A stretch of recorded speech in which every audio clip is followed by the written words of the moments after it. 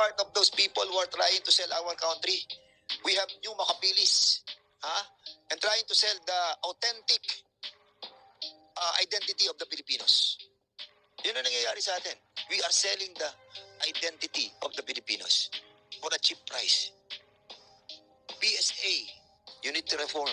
Kitang-kita na namin dito sa kongresong ito, sa committee na to, kung sino ang nagbebenta ng prescribed identity of the Filipinos.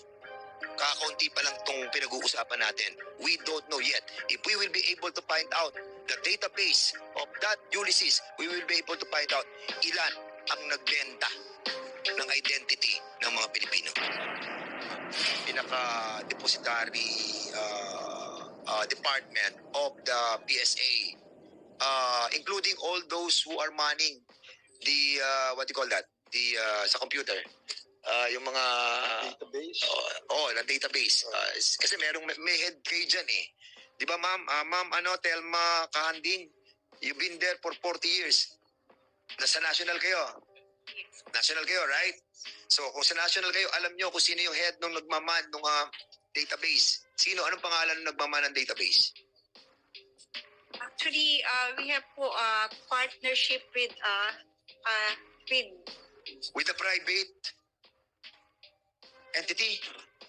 yung computerization po ng PSA is a PPP project. Ano po? PPP project?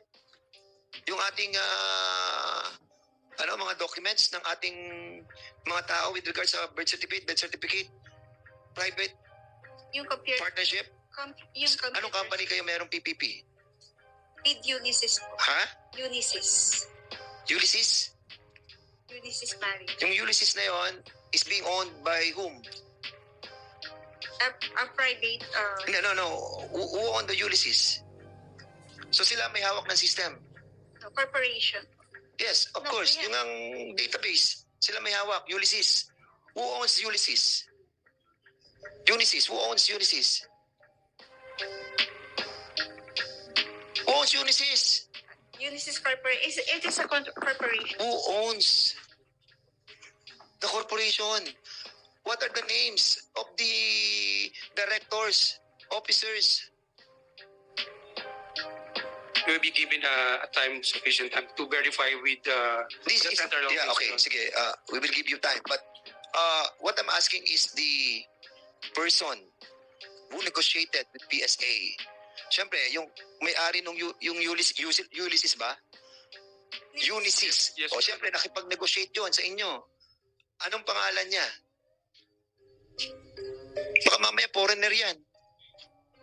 Ay, nabebenta na yung ating mga records. Anong pangalan po nung pinaka-presidente ng Unisys?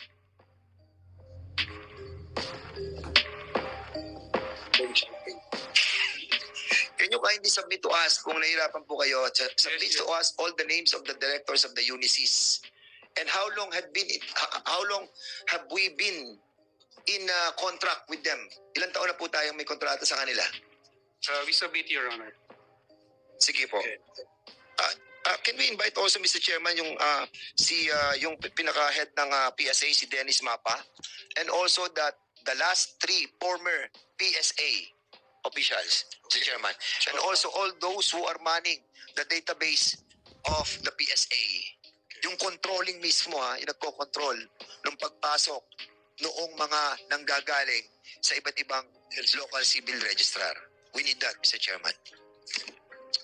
Okay, Comsec, please take note of the request of Congressman Dan Fernandez. Mr. Chair. As to the personalities we will invite in the next scheduled hearing. Before we acknowledge Congressman Gomez, I'd like to share in relation to the questions propounded by the members to PSA. Pakita ko lang itong very crucial kasi itong information na to because Empire 999 owned by Mr. Willie Ong, majority owned by Mr. Willie Ong, is now 99% not a Pinoy, not a Filipino. And considering that he's not a Filipino, Oh, this is of course violative of the Constitution kasi yung 60-40 equity na violate niya dito, no? More than 40% siya eh. And to add insult to injury, ginamit niya yung pagiging fake niya na Pilipino para makabili ng maraming lupa dito sa ating bansa, no? And particularly in Pampanga. So ito, napaka-importante, yung korporasyon niya, when we traced back, yung some of the incorporators are related also to the other corporations registered in our country. Can we show it on screen? Yung mga, unahin muna natin ito, no? Ito, Mr. Willie Ong. Fictitious PSA certification of the existing birth record, no actual record at the LCR. Dahil yun ang sabi ng LCR, at wala namang siyang kopya na, meron ba siyang Form 102, yung birth certificate, PSA? Wala. So meaning, kagaya nung sinabi nyo kanina, you will immediately cancel. What is there to cancel if he has no birth certificate? No, di ba? So, ano yan? Yung Henry Bigay, okay, one of the incorporators nung Yatay tsaka Omni, sinabi dito, only the name of the mother was entered on the birth certificate. There seems to be a pattern, no? Yung mga Chinese nationals wanting to get Filipino citizenship, ang modus, pinanganak sa isang malayong lugar sa ating mga probinsya, late registration, ang nagpaanak, kumadrona, midwife, lahat po yan. Yan o, yun yung pattern eh. At pang-apat, doon sa kanilang records that they submit, mothers lang ho yung nakarehistro. Or father, mother or father, hindi mother and father, no? So parang these are all red flags, di ba? Kung tutusin, no? Ngayon, meron dito yung Bernice Yang Tan, I'm sure si Attorney Suwa, who represents Miss Bernice Yang Tan and Denise Kayang, no? As one of the incorporators ng Yatay Industrial, nakalagay dito, meron silang timely registration of birth, no? Pero both their parents are Chinese.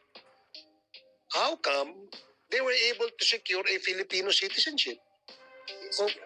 Kung parehas nilang magulang ay I don't know if Attorney Suwa is aware of that. Attorney. Your Honor, to my knowledge, Miss Bernice Yang Tan is married to a Filipino, and she acquired Filipino citizenship recently by virtue of the Moya Lim Yao rule, Your Honor.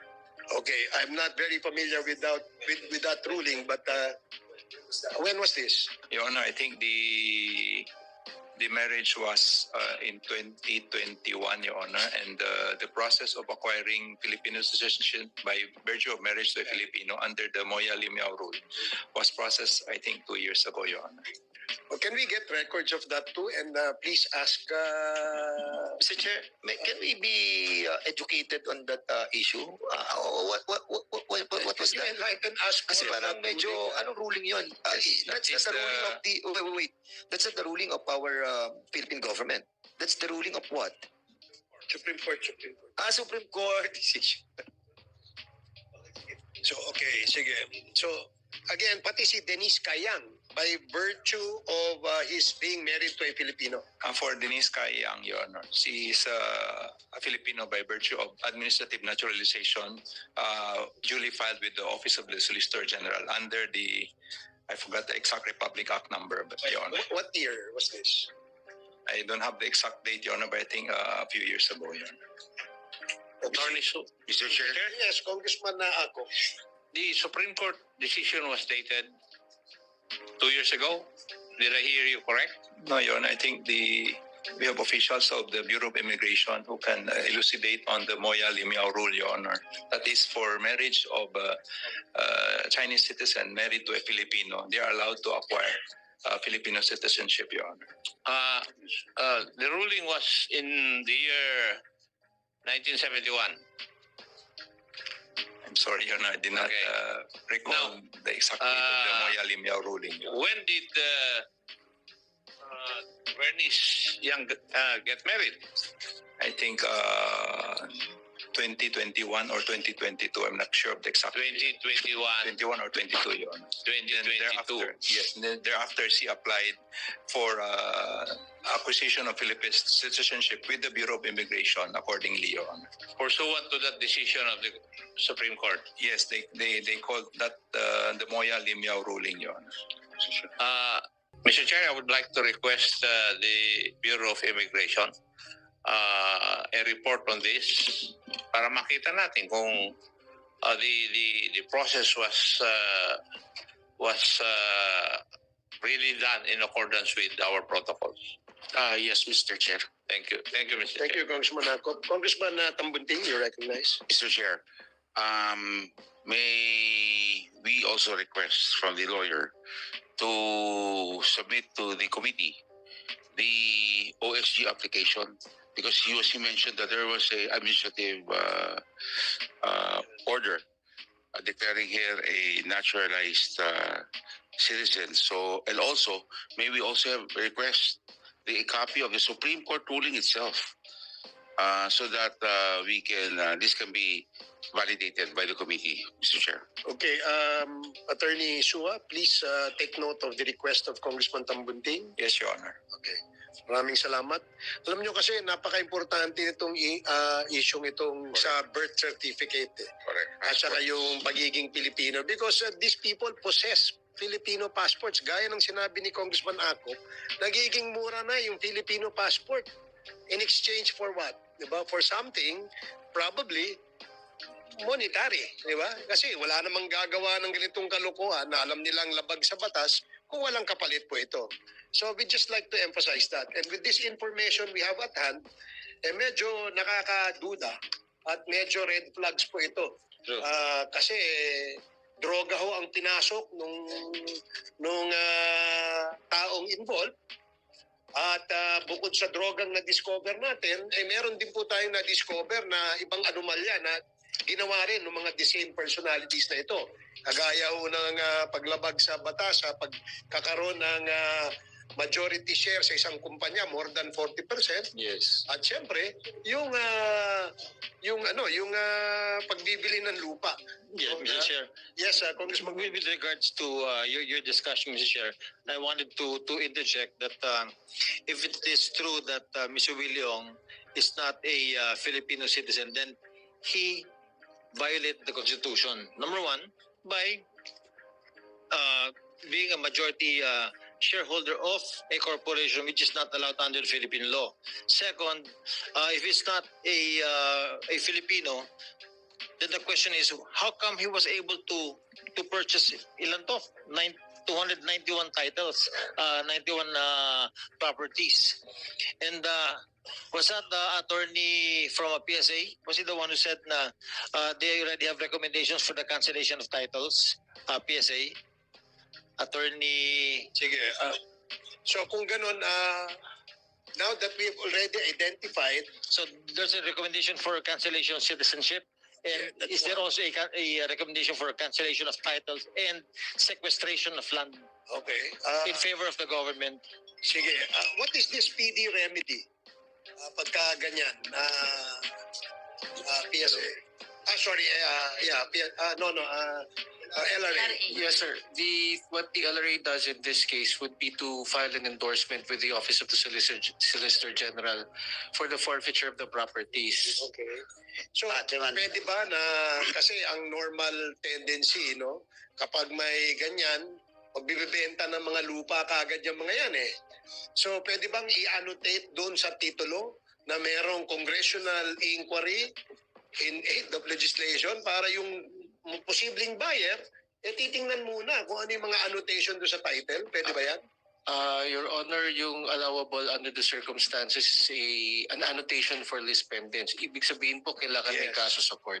Okay. However, we commit right now na we will monitor the properties. So, there must be a case first before yung lease pendants would apply? Yes, Your Honor. So in this case that meron pa tayong ongoing investigation sa congressional inquiry, can we not annotate or put an annotation that subject to the et cetera, ng congressional Yung based on an endorsement from us, Your Honor, pwede nang mag-file ng case ang Office of the Solgen tapos tatakan na namin yung dispense. Okay, so mas maganda yun. Yes, Congressman Paduano. Anyway, in line with that purchase of properties of foreign national, actually sa committee ko, it was raised already, Mr. Chairman, and in fact, supposedly before this hearing commenced, with regards, before the period of interpellation commenced, I will deliver manifestation that all those documents relating to investigation in my committee on public accounts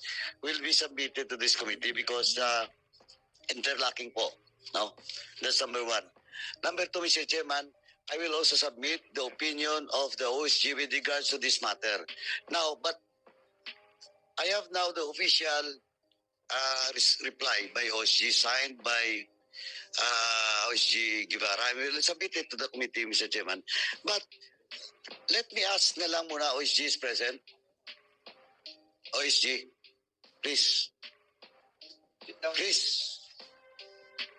By the way, Congressman Paduano and the honorable members of the committee, we have in the other room, in the holding room, the presence of the 4 Chinese nationals apprehended by BID and Philippine National Police as part of, as members of a syndicate in faking citizenship and passports. Nandyan po sila sa likod. We can call them anytime to pursue our questioning. Let's invite them over, Mr. Chair. In relation to... Let's invite lang para while you... before that, let me invite you to have your lunch while we're having our committee hearing. The lunch was sponsored by our Senior Deputy Speaker, Don Gonzales. So you can have lunch while we're conducting this hearing. Okay, Congressman Paduano. Mr. Chairman, OSG, are you present during my hearing with regards to the issue of land acquisition of foreign nationals and the legal opinion of the OSG was asked by the committee? Not me personally, Your Honor. In the last hearing in this committee, the issue also arise. Then the OSG was asked, are you present during the last hearing? I wasn't, Your Honor. Yun, Mr. Chairman, yun ang problema. Kasi, supposedly, those resource speakers that is present, previously present, should be present in today's hearing. Kasi paiba-iba ang opinion. As I have observed, Mr. Chairman, sa OSG, paiba-iba ang opinion. Kasi, ang pagkatanda ko po, and now I will ask the OSG, last hearing, when the OSG representative was asked about the possible legal remedies of government, in this case, a foreign national owning a property or land in this country. Ano pong opinion mo? Kasi last hearing, the opinion is forfeiture. Can you please state your name, attorney? Yes, Hector Calilong, Your Honor. Have you taken your oath? No, Your Honor. Okay, may we ask you to please take your oath? Comsec, please administer the oath of attorney Hector Calilong. Calilong. Please raise your hand, sir. Do you swear to tell the truth and nothing but the truth in this congressional inquiry? Yes, I do. Thank you.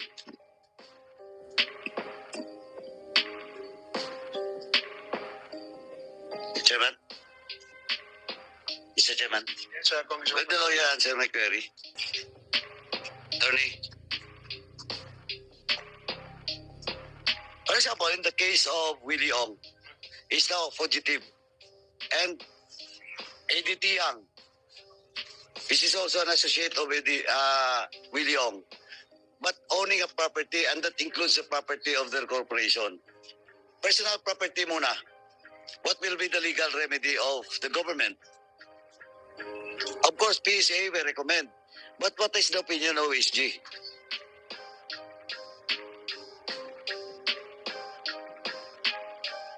Your Honor,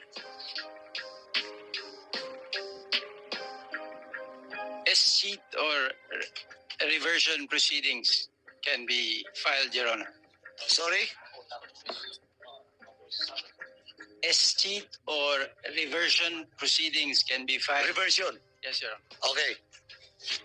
Okay, so, Mr. Chairman, just for the record, the answer, ito yung gusto ko marinig. The answer of OSG is pwede po yung reversion process. After the PSA recommends to OSG. It is the LRA, Your Honor. LRA, sorry. LRA. Yes, Your Honor. After the LRA, will recommend to you. Endorse the case to the OSG. Okay. Your Honor. Now, question of can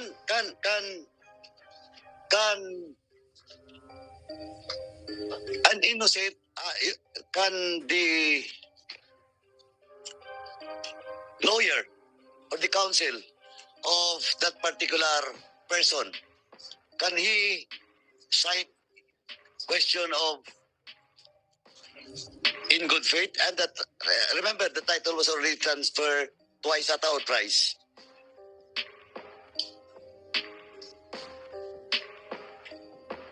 I am not sure I understand the question, Your Honor. Do you mean, if I may be clarified, do you mean that when he bought this foreign national bought the title, he bought it in good faith? Is that? Yeah, because that is maybe one of the argument of the lawyer of No, Your Honor, it's good faith in this case. If the foreign national, as a defense, is citing good faith, that he bought the property in good faith, even though he is a foreign national, that is not a defense, Your Honor. No, but in the case of the original owner selling it to a foreign national. Your Honor, the seller, not meaning he does not know that the buyer is a foreign national, Your Honor. Yes. Whether he know or not. If I may be clarified, Your Honor, do you mean by that such defense of good faith on the part of the seller, will it cure the defect? Yeah, curing the defect. I don't think so, Your Honor. Okay. Because it is clear that the foreign national cannot buy real property, Your Honor, under the law. No. Okay.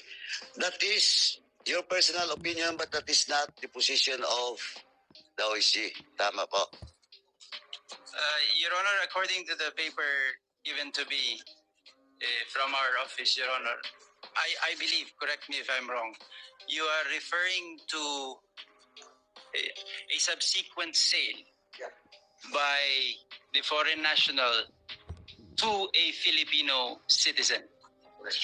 So we are talking about two sales here, Your Honor, at least. So the subject property first is sold to a foreign national. That will not be valid.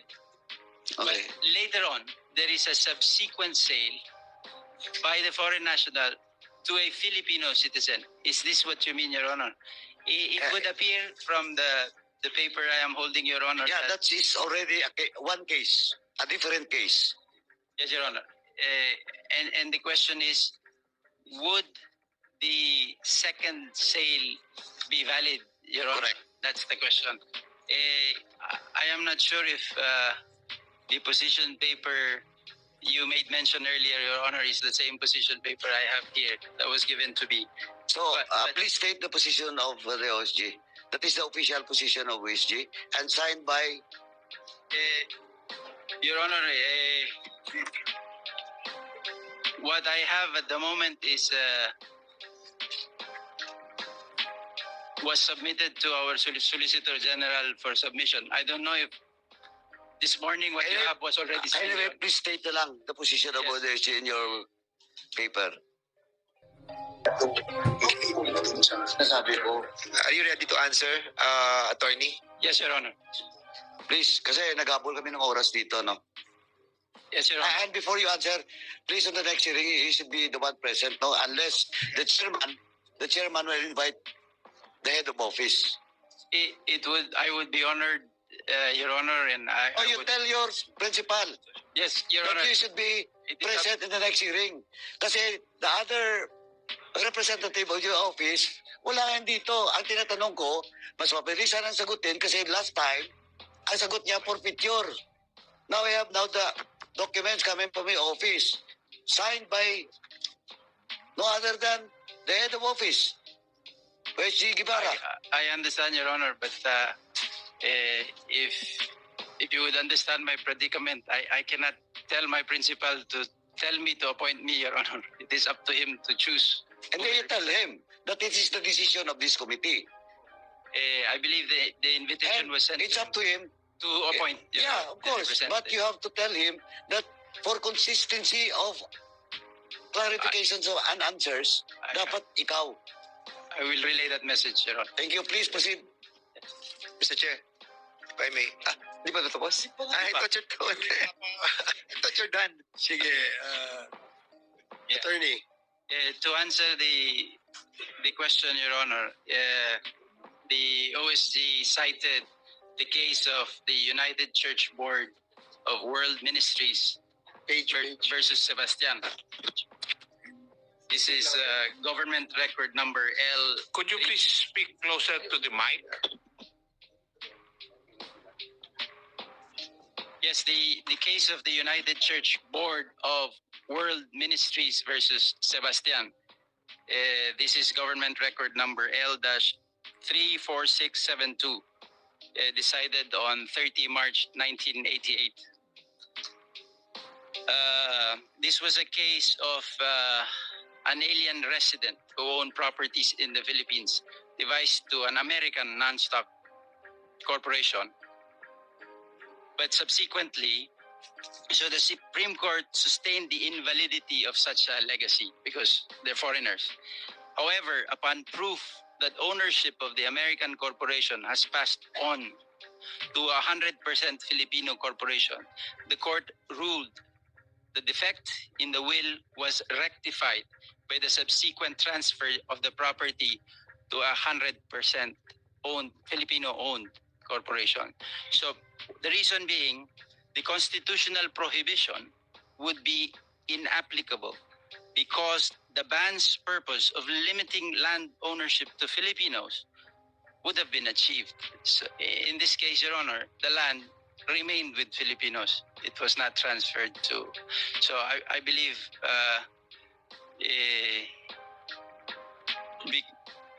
your question, Your Honor, is why is it that subsequently the sale was recognized valid, or the transfer of ownership was recognized valid when in the beginning it was owned by a foreigner? No, but to cut you, that jurisprudence is a separate yung United Church Board of World Ministries, tama po? Versus Sebastian, yun yung kinuha. Yes, Your Honor. Yes, Your Honor. Yeah, that jurisprudence can only be applied if there is a regularity in the transaction. But in this case, there is a graph cases that was already filed. There is a collusion between the local government, the Chinese national supposedly claiming to own that land, and the former owner. Eh sinasabi mo kasi, quoting that position, eh kung regular. But this time, there is a pending case in the Ombudsman. There is also a pending investigation in the House that hindi pa lumalabas yung committee report namin. Pero ako, personally, my conclusion is there is a collusion between the title holder, which is a Filipino, sold to a foreign national, which is now fugitive, and then sold to the government of Mexico, Pampanga. There is the process of the transaction. So, Your Honor, in such a case, I was not advised of the position of the office, Your Honor, and I know not of a Supreme Court decision that bears the same facts, and there being as yet no justiciable controversy I will not dare to give an opinion of what the Supreme Court will say in this case, Your Honor.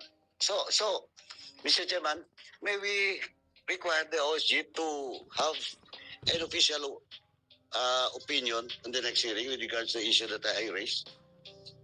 Well, if that is possible, maybe we can ask the OSG to issue an opinion on the questions raised by Congressman Paduano. So, Kasi Chairman, for the record, I have here now the answer of OSG doon sa committee ko. And ang pag-iintindi ko po, yung sagot nila is not favorable to the direction that we should have with regards to properties that should be reverted back to the government. Now, kasi ang ano ko nga, kaya ang tanong ko kanina, ang question of regularity, presumption of regularity, pwede. But dito kasi, it is already established that, well in fact, sabi ko na may pending case sa ombudsman. Now, ang hinahabol natin dito is the property. Kasi there is already one property owned by Mr. Eddie Yang, sabi ko na, which is a fugitive, a foreign national, which was sold to a Filipino in the person of Rudingo. But this Rudingo is still, it has to be established if indeed he is a Filipino. Diba? Eh, kung ganyan yung opinion ng OSG, talong-talo dito yung gobyerno. Talong-talo dito ang mamamayan. Mr. Chair. with the indulgence of Congressman Paduano, Congressman Akop, you're recognized. Thank you, Mr. Chair. May I know if the buyer of the property at issue is also a Filipino? Is a Filipino? Have we established that? RD, Register of Deeds. Are you sure that Mr. Rodingo is a Filipino? Well, based on the record submitted, Your Honor, But the rationale of the opinion of the Solicitor General Representative, even so long as the land at issue is transferred to a Filipino, the mistakes are cured. Di po ba, Mr. Solicitor General, that is your opinion? Pursuant to that decision of the... It would appear from the decision of the Supreme Court, Your Honor. Yes. So, matanong ko, yung si Mr. Rudingo, Filipino, and from the records you said, Madam, na Filipino siya. yes, Your Honor. Now, may I ask who among the agencies of government would determine whether Mr. Rodingo is a Filipino or not? Kasi kung hindi siya Filipino, hindi applicable yung yung decision ng Supreme Court. So we have to know first whether the buyer is truly a Filipino citizen. So who would have the records of, I'm sure the PSA would have the copy of the birth certificate of Mr. Rudy Ngo. Yes, Bureau of Immigration. Mr. Chair, based on the records of the Bureau of Immigration, Rudingo used a Philippine passport since he started his travel and up to his last arrival on 27 April 2024. He has consistently been using a Philippine passport. But would that guarantee that he is a Filipino citizen? No, Your Honor. We can only guarantee that he used a Philippine passport during his travel. That is why I asked that question. Yes, sir. Kaya, which agency of government can definitely say that Mr. Rodingo is a Filipino? Kasi yun ang dapat ma-establish natin before the decision of the Supreme Court. Di ba? Yeah, because I agree with Congressman Akop because in these personalities that we have stated earlier, there were misrepresentations. They are Chinese, but they are claiming to be Pinoys. Mr. Chair, Filipinos. may I move that we invite this Rudingo? Because I think this will follow a bad precedent if ever that we allow, if ever that this guy is a Chinese citizen and bought the property from a Chinese citizen as well, pinaiikot lamang tayo ng mga to. So, let's invite this Rudingo, Mr. Chairman. Chairman, Okay, with the indulgence of Congressman Akop. Congressman Akop has the floor. Please continue, Congressman Akop. PSA, can you submit the records that you have pertaining to a certain Mr. Rodingo? Yes, Your Honor. We will submit a document here. Yes, para makita natin kasi parang kayo lang ang makapagsasabi kung Pilipino siya o hindi eh. Yes, Your Honor. We submit. Yes. Okay. Thank you, Chairman. Thank you, Chairman. In a way, last one to Chairman. Kasi ito, in the case of Willie Ong, Chairman, ito nangyari na kay Eddie Tiang. Soljen, please. Ito nangyari kay Eddie Tiang, which is also an associate of Willie Ong, doon sa Empire 999. Now, there are properties now. Well, in fact, if the Chair will allow me to discuss later all the properties of and bank transactions of Willie Ong, there is an exigency to act on it. Kasi baka ang kaso na nangyari kay Eddie Yang, mangyayari din. Properties of Willie Ong as of now has not yet been sold. Now, LRA, I think you have to act on it. You recommend to OSG to have an adverse claim dun sa lahat ng property ni Willie Ong. Your Honor, we will follow up on our request to the OSG on this matter. When I get back to the office, Your Honor. Please. Yes. Ganon din po kay Eddie Yang. Kasi Eddie Yang was already established that he is a Chinese citizen using Chinese passport. And that passport is holding, a Filipino passport, is not using it for the past several years. BID na mismo ang nagbigay ng record. Now we are not doing something about it. And this is the interest of this country and the people of this country. Matagal na to, isang taon na to eh. Sumalubong lang tong hearing ni Chairman Barbers because of the drugs. And I hope OSG, gawan nyo ng paraan. Hindi pwede to. Well, in fact, kaya nga, gusto ko sana si Guevara na mismo nandito eh. He was present yesterday doon sa EJK. Tinanong ko rin siya. But now, I think, Chairman, kasi iba yung opinion niya eh. Pinirmahan niya. Ang sinasabi ko, question of presumption of regularity. Okay yun. Pero in this case, may case na sa ombudsman.